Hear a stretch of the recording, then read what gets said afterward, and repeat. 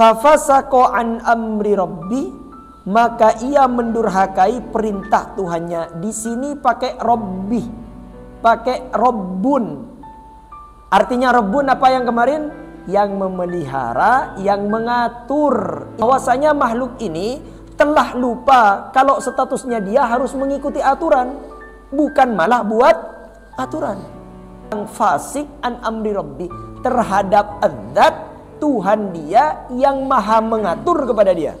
Jadi kenapa makhluk ini disebut dengan iblis? Namanya jin, makhluknya jin, sifatnya iblis. Kenapa disebut iblis? Karena fasik. Fasako itu fasik. Hei anak cucu Adam, ngapain kalian ini mengikuti tipu daya iblis? Kalian itu aneh. Iblis itu tidak mau tunduk kepada saya untuk sujud kepada kalian. Masa kalian mau mengikuti tipu daya mereka? Mereka adalah musuh kalian. Di antara orang yang mengikuti iblis, dia merasa lebih baik daripada orang lain. Ini perbaiki cara berbicara kita. Tidak ada orang yang jelek kecuali saya, dan tidak ada orang baik kecuali mereka. Kalau ada orang jelek, maka katakan pada diri kita, masih lebih jelek saya daripada dia. Kalau ada orang baik, masih lebih baik dia daripada saya. Kalau bertemu dengan yang lebih tua, amal dia lebih banyak daripada saya. Kalau bertemu dengan yang lebih muda, dosa dia lebih sedikit daripada dosa saya. Enak kan?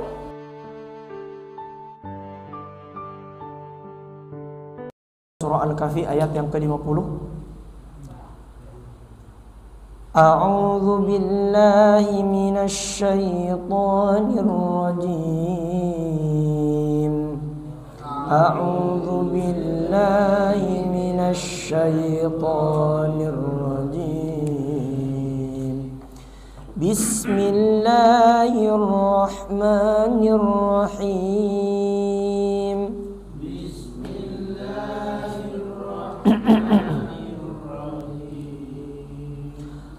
وَإِذْ قُلْنَا لِلْمَلَائِكَةِ اسْجُدُوا لِآدَمَ فَسَجَدُوا إِلَّا إِبْلِيسَ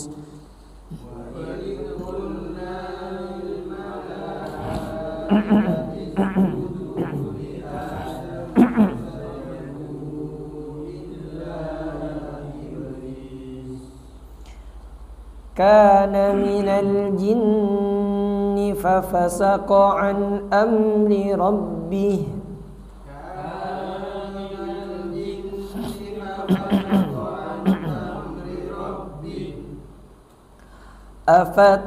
أفتتخذونه وذريته أولياء من دوني وهم لكم عدو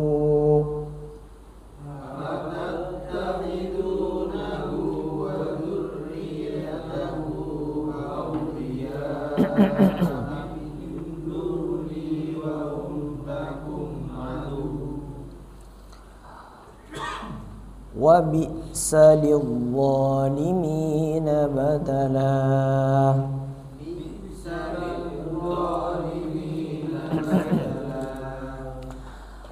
ما أشهدتهم خلق السماوات والأرض ولا خلق أنفسهم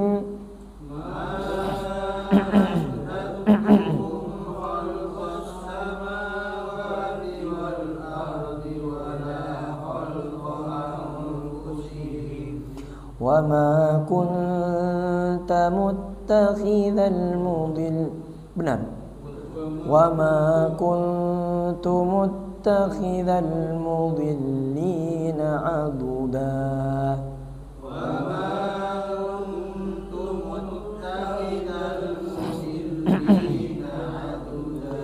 ويوم يقول نادوا شركائي الذين زعموا زعمتم فدعوهم فلم يستجيبوا لهم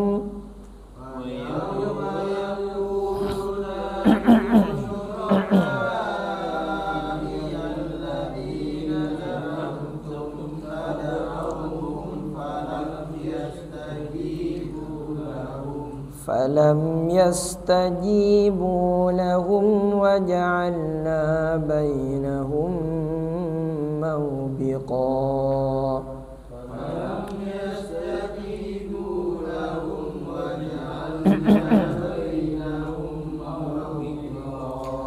ورأى المجرمون نار فظنوا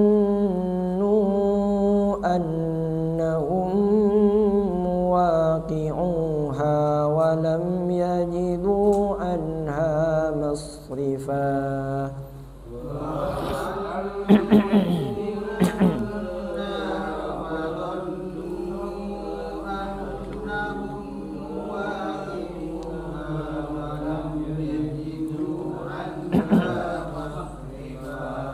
sampai akhirnya. Bismillahirrahmanirrahim. Wa idh qulna, wa idh, dan ingatlah. Idh ini juga bermakna dan renungkanlah dan pelajarilah.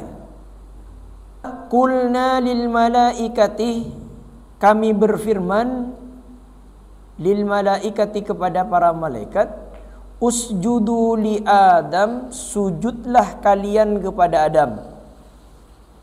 Yang dimaksud sujud ini dengan cara membungkukkan badan sebagai tanda penghormatan kepadanya, bukan dengan cara meletakkan kening. Jadi kata ulama tafsir, yang dimaksud sujud ini yaitu membungkuk kayak orang ruku itu. Jadi yang diperintahkan oleh Allah kepada malaikat itu bukan sampai nyentuh tanah, tapi hanya membungkuk saja.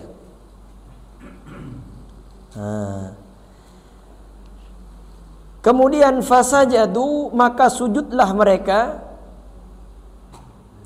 illa iblis, kecuali iblis. Jadi ketika Allah memerintahkan kepada para malaikat, mereka semuanya bersujud kecuali iblis. Nah, siapa iblis ini? Ulama tafsir banyak menafsiri tentang siapa iblis ini. Pendapat yang pertama, katanya Imam Jalaluddin, iblis ini adalah sejenis malaikat. Sejenis malaikat yang ada di lingkungan malaikat. Kenapa kok disebut dengan sejenis malaikat? Karena yang diperintahkan untuk sujud itu malah, coba perintahkan lihat.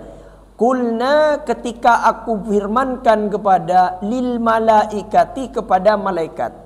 Bukan lil malaikati wa iblis, kan tidak kan? Atau lil malaikati wal jin misalnya, kan tidak kan? Langsung lil malaikati. Jadi yang menerima perintah itu malaikat, jin tidak. Nah, maka pendapat pertama mengatakan iblis itu adalah sejenis malaikat. Nah, tapi ada ulama yang membantah lagi, iblis itu bukan malaikat, karena malaikat itu tidak beranak. Malaikat itu tidak punya anak, sedangkan iblis itu punya anak keturunan. Nah, maka terbantah iblis bukan malaikat. Maka kemarin saya kumpulkan beberapa referensi dari beberapa ulama. Ya, kalau ada salah itu bukan Al-Qur'annya, tapi tafsir yang mungkin ada perbedaan di antara para ulama. Jadi kalau Qur'annya itu tidak ada yang memperselisihkan, yang diperselisihkan biasanya tafsir untuk memahami ayat Allah. Makanya ketika para ulama menjawab biasanya ada kalimat wallahu a'lam, hanya Allah yang maha tahu, dan Allah hanya tahu semuanya. Nah, jadi yang dimaksud dengan malaikat itu, dulu iblis ini disebut dengan Azazil namanya. Azazil ini adalah jin. Kapan bisa ditemukan jin? Nah, perhatikan kalimatnya. Ketika tidak mau sujud illa iblis, siapa iblis itu? Kana minal jin. Perhatikan Al-Qur'annya. Kana minal jin, dia yang dimaksud adalah iblis minal jinni, dari bangsa jin. Faham ya? Nah, berarti iblis ini jin. Fafasaqo an amri rabbi, maka ia mendurhakai perintah Tuhannya. Di sini pakai rabbi, pakai rabbun. Artinya rabbun apa yang kemarin? Yang memelihara, yang mengatur. Itu rabbun namanya.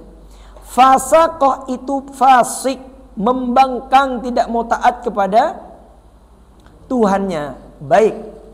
Gini Pak, yang dimaksud dengan fasik itu menentang terhadap perintah yang maha mengatur. Jadi kenapa kok Allah marah kepada iblis ini? Hei, kamu ini kan saya yang ngatur. Kamu ini mau diatur apa tidak? Yang pantas itu saya ngatur kamu, bukan kamu ngatur saya. Pergi kamu. Faham Pak? Makanya fafasaqo an amri rabbi. Bisa saja Allah, seandainya sekali lagi ya, ini bukan saya bermaksud untuk mengubah-ubah Quran, tidak. Biar kita memahami detail-detail makna dari kata dalam Al-Quran. Bukan an amrillah, dari perintah Allah misalnya. Tapi an amri rabbi, yang dimaksud adalah Allah ya. Jadi seakan-akan Allah ini ingin mengulas dan ingin mengisahkan bahwasanya makhluk ini telah lupa kalau statusnya dia harus mengikuti aturan, bukan malah buat aturan. Faham? Connect ya? Fafasaqo, dia membangkang, fasik an amri rabbi, terhadap zat Tuhan dia yang maha mengatur kepada dia. Hei, kamu Tuhan ya? Kamu ngaku Tuhan juga. Kamu tidak mau diatur, kamu mau ngatur ya? Faham ya? Kamu itu harus ikuti aturan saya. Jangan malah ngatur saya. Nah, jadi kenapa makhluk ini disebut dengan iblis? Namanya jin, makhluknya jin, sifatnya iblis. Kenapa disebut iblis? Karena fasik. Fasako, fasako itu fasik. Mon masako, masakan. Baik, jadi iblis ini bukan nama makhluk, tapi nama sifat. Artinya iblis menentang dan tak mau taat, itu iblis namanya. Faham? Kemudian afatattakhidunahu wa dzurriyyatahu, patutlah engkau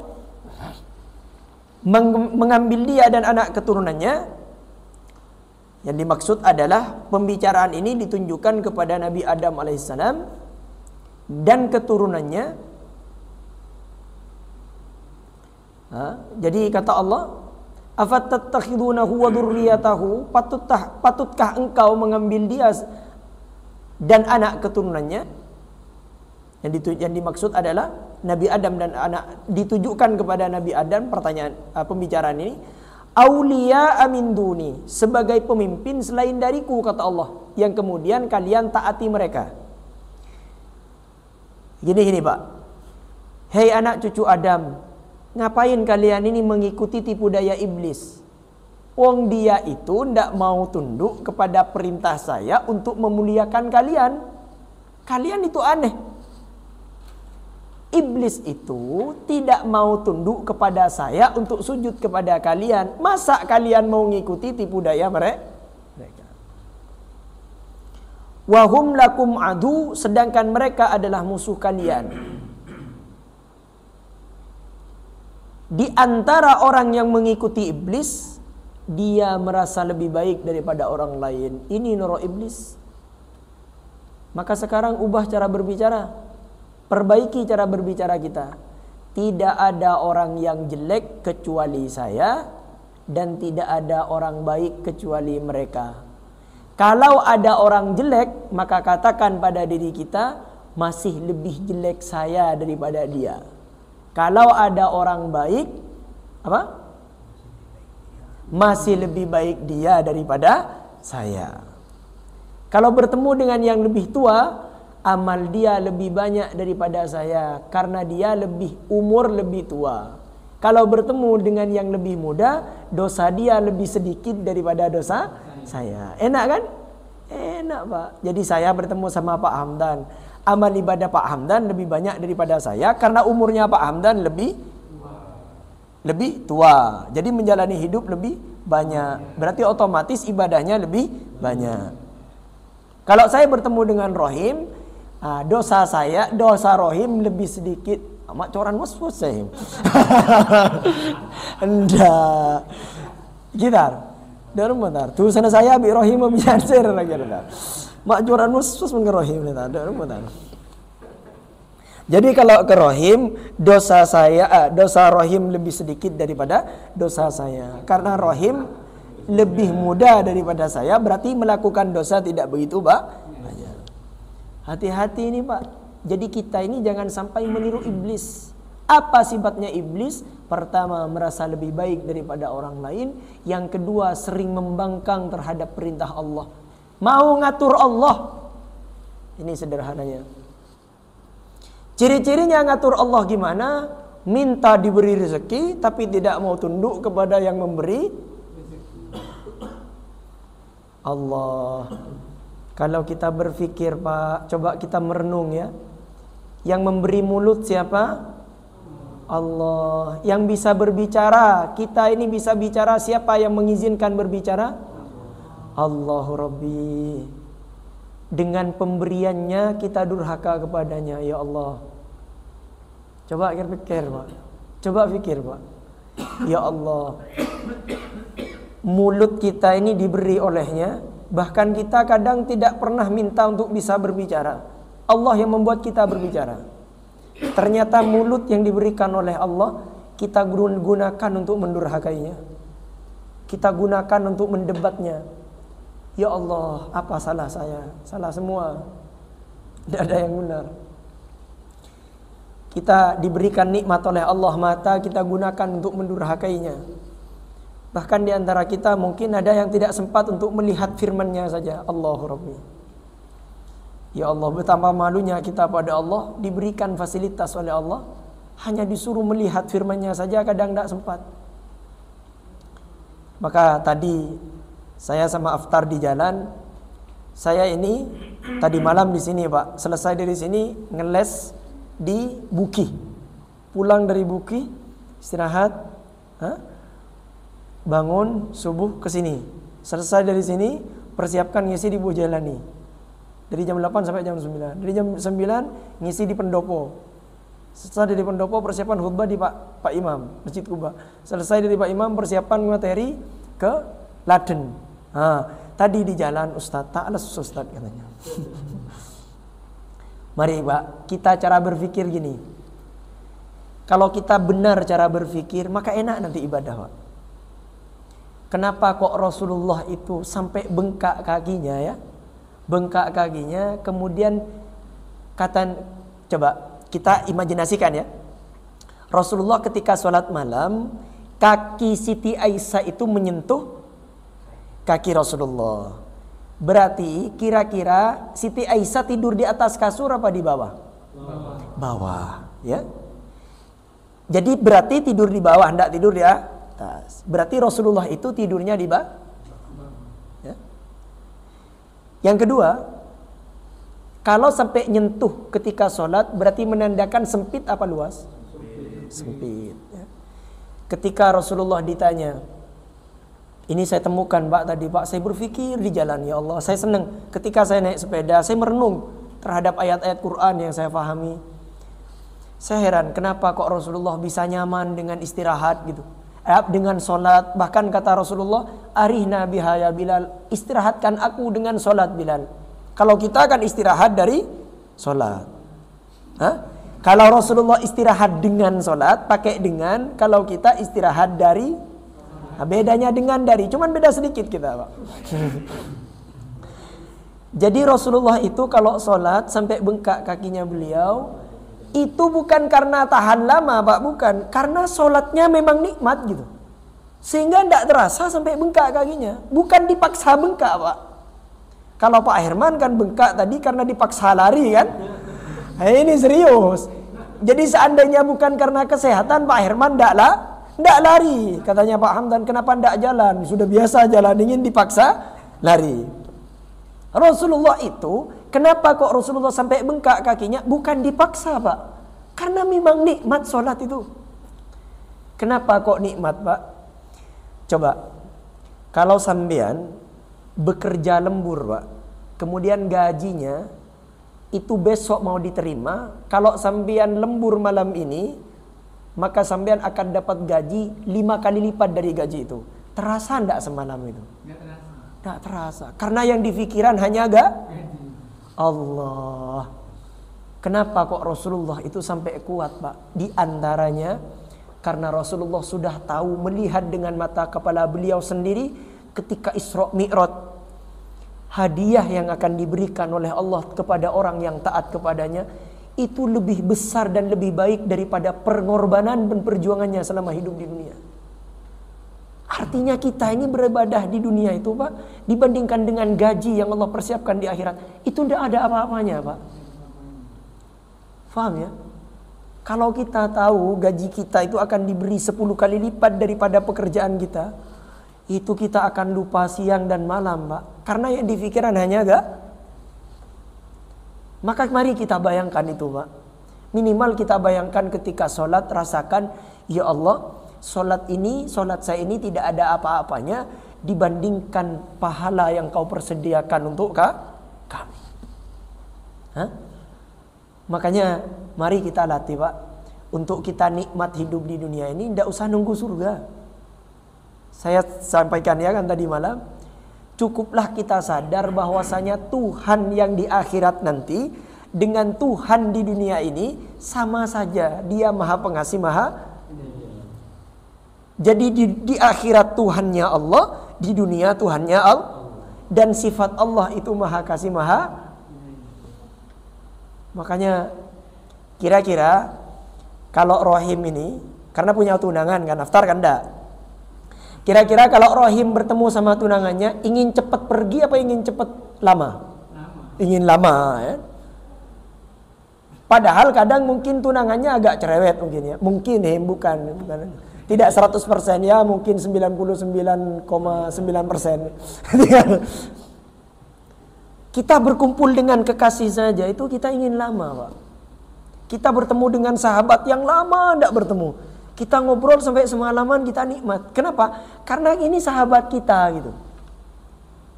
Masa kita dengan Allah yang Allah itu memberi kita sesuatu yang tidak pernah kita minta gitu. Misalnya sampean Pak Hamdan punya saudara.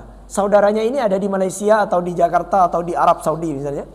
Pak Hamdan ini sering ditransfer setiap hari, dicukupi makanannya. Anaknya Pak Hamdan dikuliahin dengan biaya itu. Kemudian Pak Hamdan bertemu di suatu kesempatan dengan dia. Ingin lama apa ingin cepat?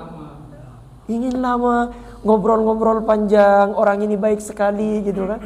Nah, maka kita dengan Allah itu rasakan itu, Pak. Jadi ketika kita sholat, bayangkan, oh saya bertemu dengan yang paling baik kepada saya. Lebih baik daripada bapak dan ibu saya. Pengorbanannya apa? Kebaikannya lebih baik. Allah ini tidak butuh kepada saya, tapi kita yang butuh kepadanya. Tapi dia tetap baik kepada kita. Maka kalau kita seperti ini, Pak, maka minimal ya, secara ilmu kita, ketika kita sholat, ya Allah, bertemu dengan zat yang sangat penyayang kepada kita. Minimal, sampean bayangkan tadi, Pak ya, biar kita nikmat ketika sholat, bayangkan pekerjaan kita itu tidak sebanding dengan gaji yang akan diterima kita nanti di akhir.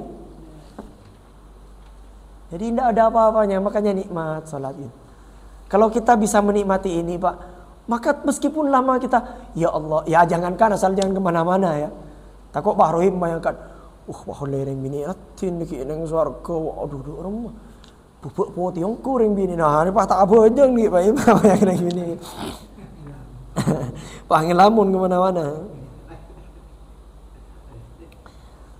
Jadi kata Allah Subhanahu wa ta'ala, jangan pernah kalian ambil aulia min duni, mengambil setan itu sebagai pemimpin, selain aku, kata Allah Subhanahu wa taala, yang kemudian kalian taati mereka.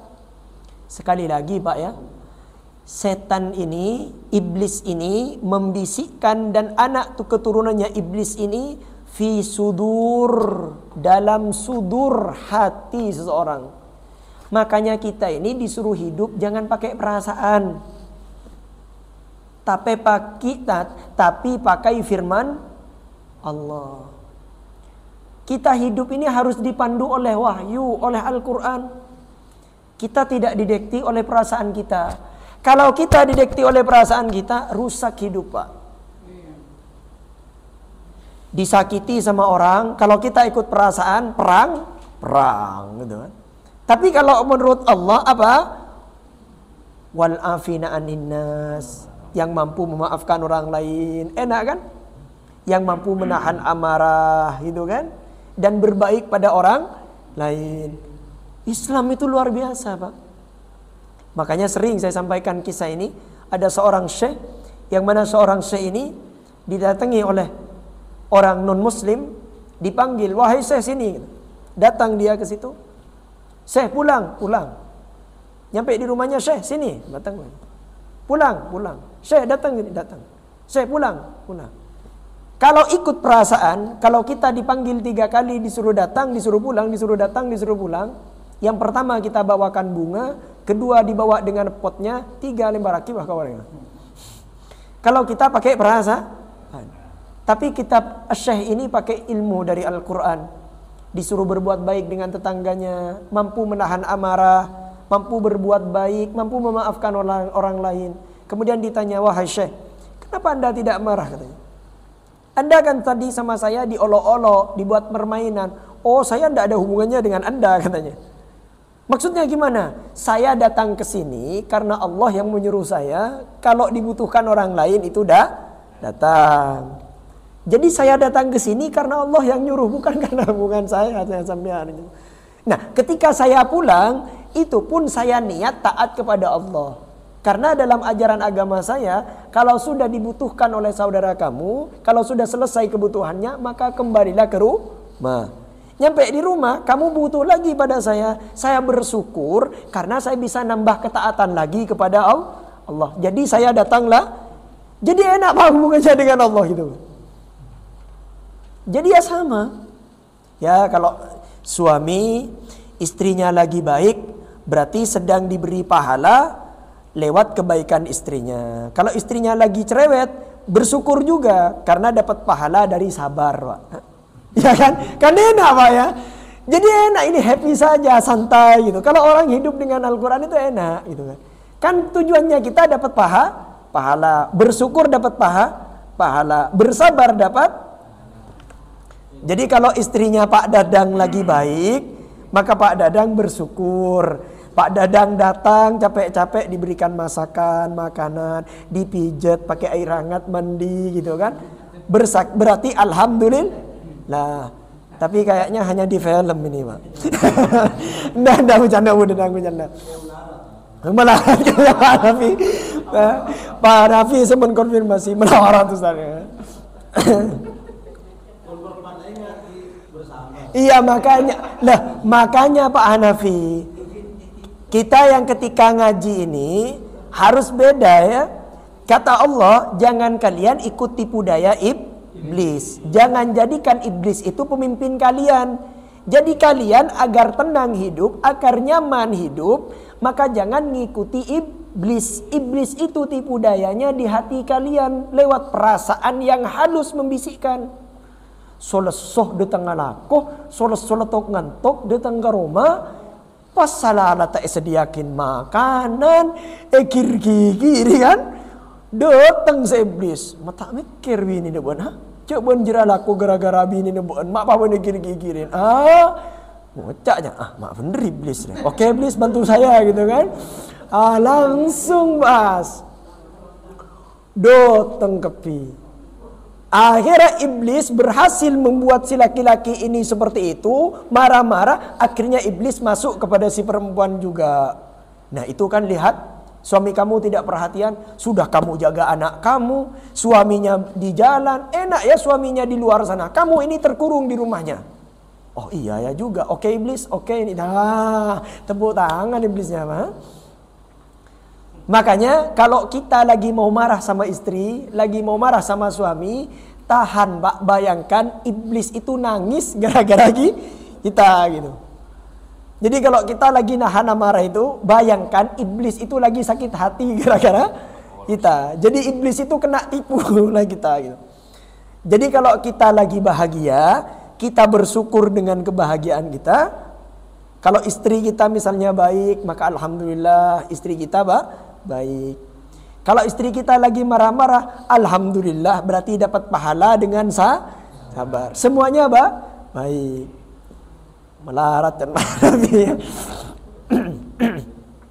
Ya minimal kita punya kontrol dengan ilmu tadi Pak Hanafi. Wahum lakum adu, sedangkan mereka adalah musuh kalian.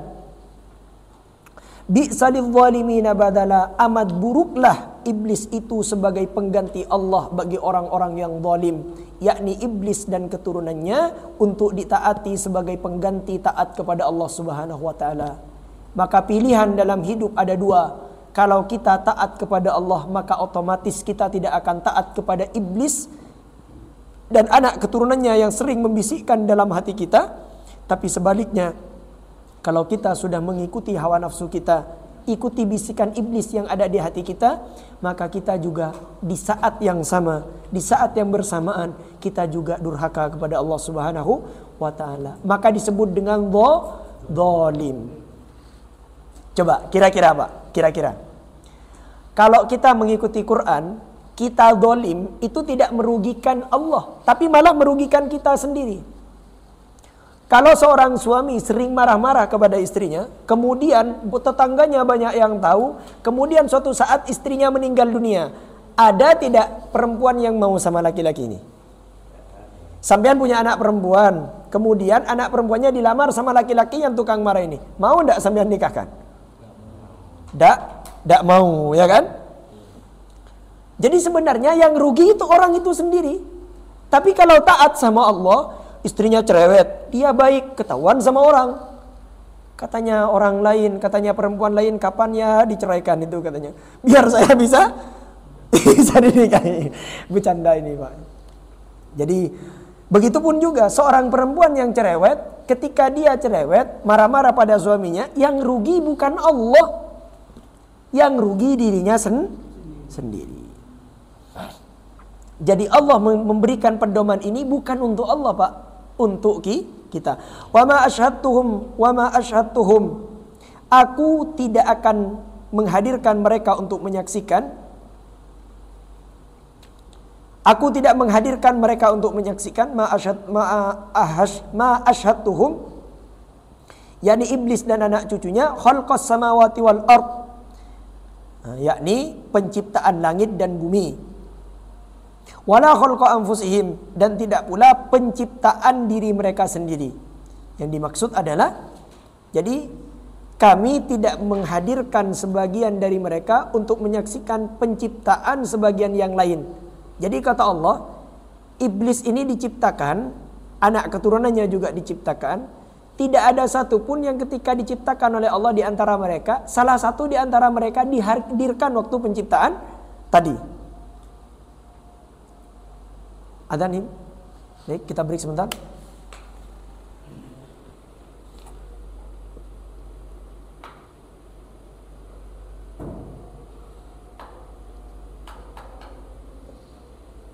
Allahu Akbar, Allahu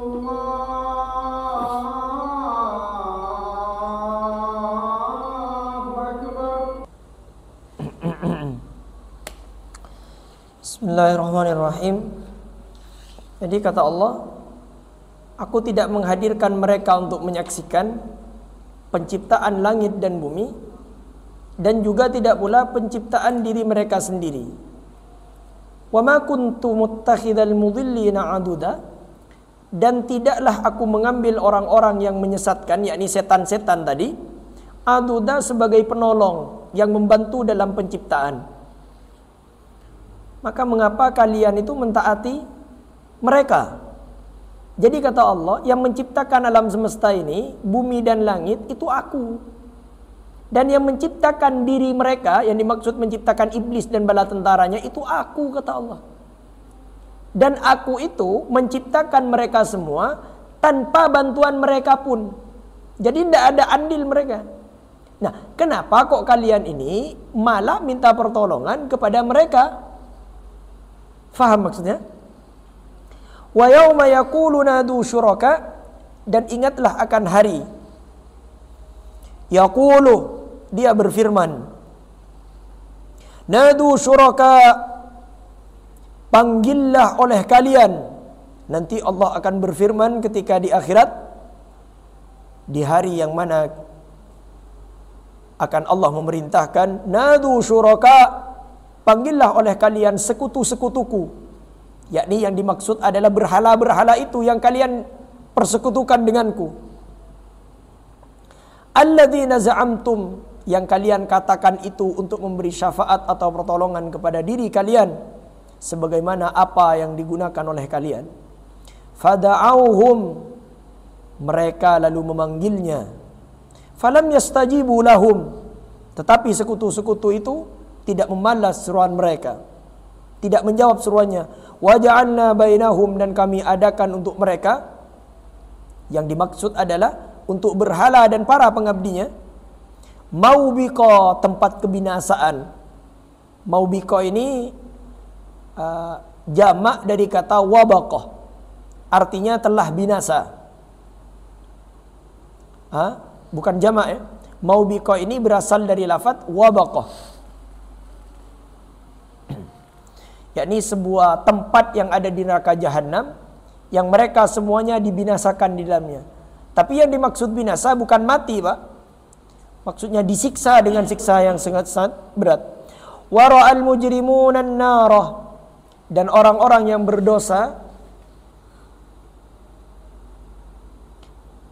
melihat neraka, kata Allah. Fadhannu, maka mereka meyakini, merasa yakin, annahum muwaqi'uha, bahwa mereka akan jatuh ke dalamnya, akan dicampakkan ke dalamnya. Walam yajidu anha masrifa, dan mereka tidak menemukan tempat berpaling darinya. Yang dimaksud adalah tidak menemui jalan untuk menyelamatkan diri darinya. Jadi orang-orang yang mujrimun, orang-orang yang berdosa, nanti oleh Allah akan diperlihatkan neraka. Ketika sudah diperlihatkan neraka, orang-orang yang berdosa ini akan tahu diri, Pak. Merasa dirinya kalau tidak ada tempat lari lagi kecuali masuk ke dalam. Na'udzubillahi min dzalik. Semoga Allah selamatkan kita. Bagaimana cara selamatnya? Mari kita hijrah, Pak. Yang dimaksud hijrah, berubah menjadi lebih baik. Berubah menjadi lebih baik. Nah, Ashabul Kahfi ini berubah, hijrah, pindah dari tempat yang lingkungan tidak baik menjadi lebih baik. Makanya kalau kita sadar bahasanya suatu saat kita akan berpindah ke alam akhirat ini, dan ini bukan dongeng, Mbak. Percaya pasti akan terjadi, tidak percaya pasti akan terjadi. Bagaimana Ustadz caranya saya yakin kalau ini benar terjadi, Ustadz? Orang yang mengabarkan, orang yang menyampaikan ayat ini adalah orang yang tidak pernah berbohong selama hidupnya, yaitu Muhammad sallallahu alaihi wasallam. Maka kita berdoa kepada Allah, semoga Allah memberikan kekuatan kepada kita untuk tidak mengikuti tipu daya iblis, Pak. Ya latih, Pak. Meskipun lupa ya diingatkan. Katanya Pak Hanafi, mungkin detengeng anu Ustaz bisa, kenggun Pak detang lopan Ustaz. Nah, mau detang lopan apa ya enggak? Makanya illal ladzina amanu wa amilus wal asri, demi waktu kata Allah, innal insana lafi husrin, sesungguhnya manusia dalam keadaan rugi. Manusia itu rugi. Jadi manusia sudah rugi, Pak. Jadi manusia sudah rugi. Makanya di surah An-Naba itu, orang-orang nanti ketika sudah ada di akhirat, banyak orang mengatakan, orang-orang yang selama hidupnya kufur terhadap Allah, kufur secara makna, kafir secara makna mutlak, dia memang keluar dari Islam. Bisa saja dia kufur terhadap ayat-ayat Allah, dia melakukan dosa gitu, tidak taat terhadap ayat-ayat Allah. Maka dia nanti di akhirat ketika melihat binatang-binatang oleh Allah dijadikan debu, dijadikan tanah, mereka itu akan berkata kepada Allah, yaqulu ya laitani kuntu turaba. Celaka aku, kenapa aku tidak jadi debu juga, katanya. Jadi manusia sudah rugi ketika dia jadi manusia. Kenapa? Karena manusia itu akan dihisap oleh Allah Subhanahu wa taala. Manusia rugi. Siapa yang tidak rugi? Illal ladzina amanu. Kecuali orang yang beriman. Orang beriman masih rugi kalau tidak amilus sholihat. Dia percaya kalau adanya surga, adanya neraka, dia percaya, tapi dia tidak sholat, tidak melakukan amal-amal soleh, maka imannya itu dusta. Ara'aital ladzi yukadzibu biddin. Tidak menyantuni anak yatim. Percaya dia kalau orang yang menyantuni anak yatim bersama Nabi nanti di surga seperti ini, tapi tidak amal soleh, tetap rugi. Illal ladzina amanu wa amilus sholihat. Orang yang iman beramal soleh tetap rugi kalau tidak watawasau bil haq, saling mengingatkan perkara kebaikan. Mengingatkan saling kebaikan juga rugi, kecuali watawasau bis sabr, saling mengingatkan kesabaran. Maksudnya gini Pak Hanafi, kalau suatu saat Pak Hanafi sudah tahu bahwasanya kata tadi baik pada istri itu baik, tidak marah-marah sama istri baik, kemudian suatu saat Pak Hanafi lupa, tiba-tiba marah-marah, berarti Pak Hanafi lagi rugi. Maka biar tidak rugi, ada yang mengingatkan, bersabarlah, karena suatu saat kita akan meninggal dunia. Dan semua amal ibadah kita akan dibalas dengan pahala oleh Allah Subhanahu wa taala. Semoga bermanfaat. Aqulu qauli hadza wa astaghfirullah li wa lakum innahu huwal ghafurur rahim. Assalamualaikum warahmatullahi wabarakatuh.